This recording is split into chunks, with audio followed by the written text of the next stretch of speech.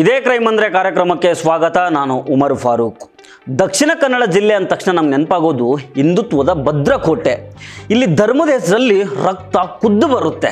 ಬೇರೆ ಧರ್ಮದವರು ಹಿಂದೂ ಯುವತಿಯನ್ನು ಕಣ್ಣೆತ್ತಿ ನೋಡಿದರೂ ಸಾಕು ಅಲ್ಲಿ ಲವ್ ಜಿಹಾದ್ ಅನ್ನೋ ಕೂಗು ಮುಗಿಲು ಮುಟ್ಟುತ್ತೆ. ಬೀದಿ ಬೀದಿಗಳಲ್ಲಿ ಕೇಸರಿ ಶಾಲುಗಳು ಹಾರಾಡ್ತವೆ.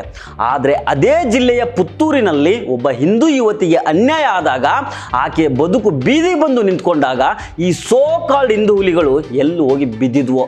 ಯಾಕಂದರೆ ಅನ್ಯಾಯಕ್ಕೊಳಗಾದ ಹಿಂದೂ ಯುವತಿಗೆ ನ್ಯಾಯ ಕೊಡಿಸೋದಕ್ಕೆ ಕೋರ್ಟೇ ಬರಬೇಕಾಯಿತು. ಆದರೆ ಈ ಸೋ ಕಾಲ್ಡ್ ಹಿಂದೂ ಹುಲಿಗಳಿಂದ ಏನಂದರೆ ಏನೂ ಆಗಲಿಲ್ಲ. ಇಲ್ಲಿ ವಿಷಯ ಏನಪ್ಪ ಅಂದರೆ, ಪುತ್ತೂರು ನಗರಸಭೆಯ ಮಾಜಿ ಅಧ್ಯಕ್ಷ ಜಗನ್ನಿವಾಸರಾವ್ ಅವರ ಮಗ ಕೃಷ್ಣರಾವ್ ಒಬ್ಬ ಯುವತಿಗೆ ಮದುವೆ ಆಸೆ ತೋರಿಸಿ ಆಕೆಯನ್ನು ದೈಹಿಕವಾಗಿ ಬಳಸ್ಕೊಂಡು ಪ್ರೆಗ್ನೆಂಟ್ ಆದಮೇಲೆ ಕೈ ಕೊಟ್ಟು ಪರಾರಿ ಆಗ್ಬಿಡ್ತಾನೆ. ಆ ಯುವತಿ ಮಗುವಿಗೆ ಜನ್ಮ ಕೊಡ್ತಾಳೆ. ಆದರೆ ಪ್ರೆಗ್ನೆಂಟ್ ಮಾಡಿ ಮದುವೆ ಆಗಬೇಕಾಗಿದ್ದವನು ಮಾತ್ರ ಇದು ನನ್ನಿಂದ ಆಗೋದಿಲ್ಲ ಅಂತ ನಾಪತ್ತೆ ಆಗ್ಬಿಡ್ತಾನೆ. ಯಾಕಿಲ್ಲಿ ಈ ಸೋ ಕಾಲ್ಡ್ ಹಿಂದೂ ಹುಲಿಗಳು ಪ್ರತಿಭಟನೆ ಮಾಡಲಿಲ್ಲ? ಹಿಂದೂ ಯುವತಿಗೆ ಅನ್ಯಾಯ ಆಗಿದೆ ಅಂತ ರೋಡಿಗೆ ಬಂದು ಬಾಯ್ ಬರೆದುಕೊಳ್ಳಿಲ್ಲ? ಯಾಕೆ ಈ ಬಜರಂಗದವರು ರ್ಯಾಲಿ ಮಾಡಲಿಲ್ಲ? ಈ ಕೇಸ್ನ ಇನ್ಸೈಡ್ ಸ್ಟೋರಿ ಏನು, ಕೃಷ್ಣರಾವ್ ಮತ್ತು ಆ ಯುವತಿ ಪರಿಚಯ ಆಗಿದ್ದು ಹೇಗೆ, ಈ ಕೇಸ್ಗೆ ಈಗ ಹೈಕೋರ್ಟ್ ಕೊಟ್ಟಿರೋ ಏಟು ಏನು, ಮೊದಲಿನ ದಿನದಿಂದ ಇವತ್ತಿನ ತನಕ ಈ ಕೇಸ್ನಲ್ಲಿ ಏನೇನಾಗಿದೆ ಇದೆಲ್ಲವನ್ನು ಡೀಟೇಲ್ ಆಗಿ ನೋಡ್ತಾ ಹೋಗೋಣ. ಈ ವಿಡಿಯೋನ ಕೊನೆಯ ತನಕ ಮಿಸ್ ಮಾಡದೆ ನೋಡಿ. ಹಾಗೆ ನೀವಿನ್ನೂ ನಮ್ಮ ಚಾನಲನ್ನು ಸಬ್ಸ್ಕ್ರೈಬ್ ಮಾಡಿಲ್ಲ ಅಂದರೆ ದಯವಿಟ್ಟು ಸಬ್ಸ್ಕ್ರೈಬ್ ಮಾಡ್ಕೊಳ್ಳಿ.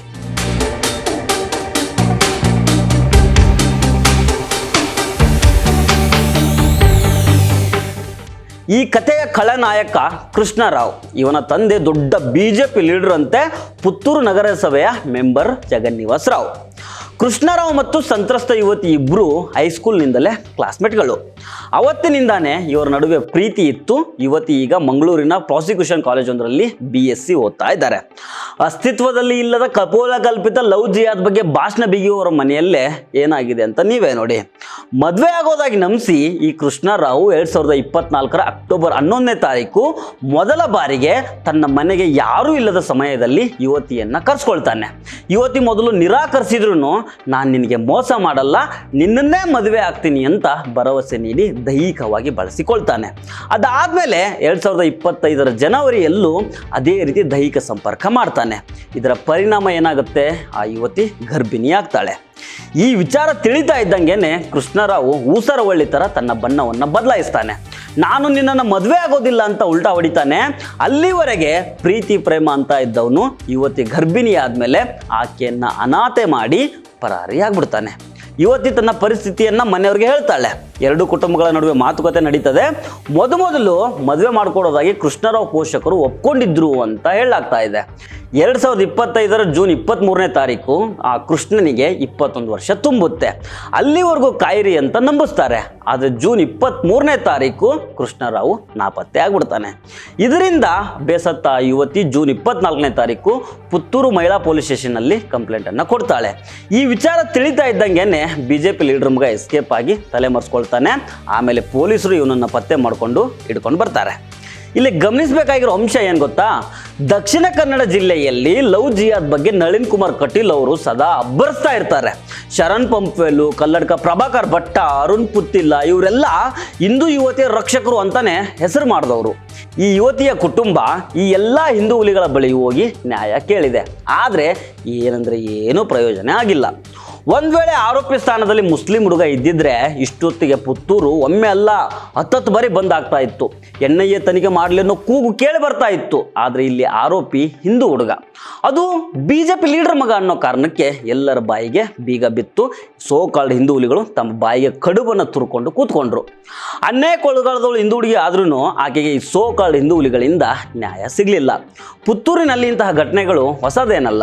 2019ರಲ್ಲೂ ವಿವೇಕಾನಂದ ಕಾಲೇಜಿನ ಹಿಂದೂ ಯುವತಿಯನ್ನ ನಿರ್ಜನ ಪ್ರದೇಶಕ್ಕೆ ಕರ್ಕೊಂಡೋಗಿ ಗ್ಯಾಂಗ್ ರೇಪ್ ಮಾಡಲಾಗಿತ್ತು.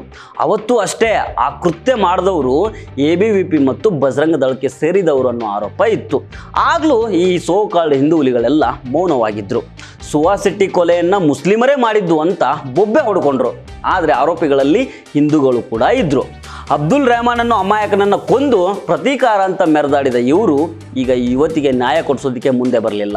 ಮುಸ್ಲಿಮರು ತಪ್ಪು ಮಾಡಿದರೆ ಮಾತ್ರ ಇವರ ಪೌರುಷ ಎಚ್ಚರವಾಗುತ್ತೆ. ಜಾತಿ ಬೇರೆ ಆದ್ರೂ ಇಬ್ಬರು ಹಿಂದೂಗಳೇ ಅಲ್ವಾ. ಪುತ್ತೂರಿನ ಬಜರಂಗ ದಳದ ಬೇಸು ಈಗ ಎಲ್ಲೋಯ್ತು? ಬಜರಂಗಿಗಳ ಹುಸಿ ಹಿಂದುತ್ವ ನಿತ್ಯಾನಂದನ ಹತ್ರ ಫಾರಿನ್ ಟ್ರಿಪ್ ಹೋಗಿದೆಯಾ? ಕೊನೆಗೆ ಈ ಕೇಸು ಹೈಕೋರ್ಟ್ ಮೆಟ್ಲೇರ್ತು. ಈ ಪ್ರಕರಣವನ್ನು ರದ್ದು ಮಾಡಬೇಕು ಅಂತ ಕೃಷ್ಣರಾವ್ ಅರ್ಜಿ ಸಲ್ಲಿಸಿದ್ದ. ಅಲ್ಲಿ ಅವನ ಪರ ವಕೀಲರು ಏನು ವಾದ ಮಾಡಿದ್ದಾರೆ ಗೊತ್ತಾ? ಇದು 7 ವರ್ಷಗಳ ಪ್ರೇಮ, ರಾಜಕೀಯ ವಿರೋಧಿಗಳು ಅವನ ತಂದೆಯ ತೇಜೋವಧೆ ಮಾಡ್ತಾ ಇದ್ದಾರೆ ಅಂತ ವಾದ ಮಾಡಿದ್ದಾರೆ. ಆದರೆ ಹೈಕೋರ್ಟ್ ನ್ಯಾಯಮೂರ್ತಿ ಎಂ ನಾಗಪ್ರಸನ್ನ ಅವರು ಅತ್ಯಂತ ಕಟುವಾದ ಮಾತುಗಳಲ್ಲಿ ತಪರಾಕಿ ಕೊಟ್ಟಿದ್ದಾರೆ. ಆರೋಪಿಯ ದೈಹಿಕ ಸಂಪರ್ಕದಿಂದಾನೇ ಮಗು ಆಗಿದೆ. 10 ತಿಂಗಳ ಮಗು ಮತ್ತು ತಾಯಿಯನ್ನು ಅನಾಥ ಮಾಡೋದು ಸರಿಯಲ್ಲ. ಮದುವೆ ಆಗೋದೇ ಇದಕ್ಕೆ ಉತ್ತಮ ದಾರಿ ಅಂತ ಘನ ನ್ಯಾಯಾಲಯ ಅಭಿಪ್ರಾಯ ಪಡ್ತು. ಅಷ್ಟೇ ಅಲ್ಲ, ಆರೋಪಿ ಕೃಷ್ಣರಾವ್ ಪ್ರತಿ ತಿಂಗಳು ಆ ಯುವತಿ ಮತ್ತು ಮಗುವಿನ ಖರ್ಚಿಗೋಸ್ಕರ 75,000 ರೂಪಾಯಿ ಹಣ ಕೊಡಬೇಕು ಅಂತ ಆದೇಶ ಮಾಡಲಾಗಿದೆ. ಸದ್ಯಕ್ಕೆ ಈ ಕ್ರಿಮಿನಲ್ ಕೇಸ್ಗೆ ಮಧ್ಯಂತರ ತಡೆ ನೀಡಲಾಗಿದೆ. ಆದ್ರೂ ಈ ದಂಡದ ರೂಪದ ಜೀವನಾಂಶ ಕೃಷ್ಣರಾವ್ ಪಾಲ್ಗೆ ದೊಡ್ಡ ಹೊಡೆತ ಕೊಟ್ಟಿದೆ. ಕೋರ್ಟು ನೇರವಾಗಿ ಹೇಳಿದೆ, ತಂದೆಯಾಗಿ ಮಗುವಿನ ಆರೈಕೆ ಮಾಡೋದು ನಿನ್ನ ಕರ್ತವ್ಯ ಅಂತ. ಈಗಲಾದರೂ ಈ ಹಿಂದೂ ಸಂಘಟನೆಗಳು ಕಂಡುಬಿಡ್ತಾವ? ಬರೀ ರಾಜಕೀಯ ಲಾಭಕ್ಕೋಸ್ಕರ ಲವ್ ಜಿಯಾದಂಥ ಕಿರ್ಚಾಡೋ ಬದಲು ನಿಜವಾಗಿ ಅನ್ಯಾಯಕ್ಕೊಳಗಾದ ಈ ಹಿಂದೂ ಯುವತಿಗೆ ಮದುವೆ ಮಾಡಿಸುವ ಮೂಲಕ ನ್ಯಾಯ ಕೊಡಿಸ್ಬೇಕಲ್ವಾ? ತಂದೆ BJP ಲೀಡರ್ ಅನ್ನೋ ಕಾರಣಕ್ಕೆ ಮಗ ಮಾಡಿರೋ ಪಾಪವನ್ನು ಮುಚ್ಚಿ ಹಾಕೋದಕ್ಕೆ ಹೋಗಬೇಡಿ. ಅನ್ಯಾಯ ಯಾರೇ ಮಾಡಲಿ ಅದು ಅನ್ಯಾಯನೇ. ಕೃಷ್ಣರಾವ್ ಆ ಯುವತಿಯನ್ನು ಮದುವೆಯಾಗಿ ಆ ಮಗುವಿಗೆ ತಂದೆಯ ಸ್ಥಾನವನ್ನು ನೀಡಲೇಬೇಕು. ಈ ಕೇಸ್ ಬಗ್ಗೆ ನಿಮ್ಗೆ ಏನನ್ಸುತ್ತೆ? ಈ ಪ್ರಕರಣದಲ್ಲಿ ಹಿಂದೂ ಸಂಘಟನೆಗಳ ಮೌನ ಸರಿನಾ? ಹೈಕೋರ್ಟ್ ನೀಡಿರೋ ಈ ಆದೇಶದ ಬಗ್ಗೆ ನಿಮ್ಮ ಅಭಿಪ್ರಾಯ ಏನು? ಕಮೆಂಟ್ ಮಾಡಿ ತಿಳಿಸಿ. ಈ ವಿಡಿಯೋ ಇಷ್ಟ ಆಗಿದ್ದರೆ ಲೈಕ್ ಮಾಡಿ, ಶೇರ್ ಮಾಡಿ. ಹಾಗೆ ಹೆಚ್ಚಿನ ಸುದ್ದಿ ಮತ್ತು ವಿಶ್ಲೇಷಣೆಗಳಿಗಾಗಿ ಸಬ್ಸ್ಕ್ರೈಬ್ ಮಾಡಿ. ನಮಸ್ಕಾರ.